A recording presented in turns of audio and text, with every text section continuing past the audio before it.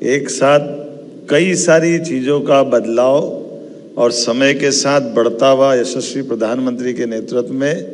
देश और देश के साथ मध्य प्रदेश भी कदम से कदम मिला के चल रहा है। मैं जोरदार अभिनंदन माननीय मोदी जी का करवाना चाहूँगा आपके माध्यम से। समय कितना तेजी से खसकता है और आपके माध्यम से हमारी गौरवपूर्ण अतीत की सारी बातों को विश्व के साथ साझा करने के लिए ये मौका अद्वितीय है और कितना सुखद संयोग है। हमारे सभी प्रकार की पॉलिसियों से, सभी प्रकार के कार्यक्रमों से, काम से, यहाँ तक कि इस स्थान पर जहाँ हम ये आयोजन कर रहे हैं, ये आयोजन भी इस बात की गवाह है कि हमारा गौरवपूर्ण अतीत जहाँ अभी आप बैठ करके इस कार्यक्रम का हिस्सा बन रहे हैं, ये भी उसी प्रकार का है कि अतीत का लॉर्ड मिंटो का हाल बाद में मध्य प्रदेश की हमारी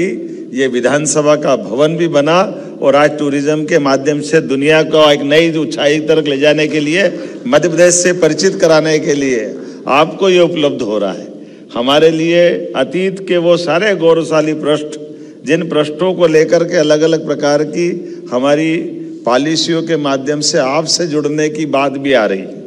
आप कभी कल्पना करिएगा कौन सा विश्व का ऐसा नगर या ऐसी राजधानी राज्य की होगी जहां पर टूरिज्म के माध्यम से हमारे टाइगर अभयारण्य की बात अगर हमने करी है, बीते एक साल में 2 टाइगर अभयारण्य हमने बनाए, डॉक्टर विष्णु श्रीधर वाकणकर और एक माधव नेशनल पार्क। और उनकी विशेषता ये कि ये भोपाल है जहां आप अपना रात में किसी होटल में आप रहेंगे, कोई आश्चर्य नहीं जिस सड़कों से आप गुजर रहे हो बाद में टाइगर उसी सड़क से गुजरता हुआ यहीं पे भोपाल से निकलेगा। ये इतना अच्छा स्थान मुझे नहीं लगता कि दुनिया में कोई हो सकता है। वो सारे आनंद आपको मिलेंगे जिनके माध्यम से बेजू बावरा से लगा करके रानी रूपमती का,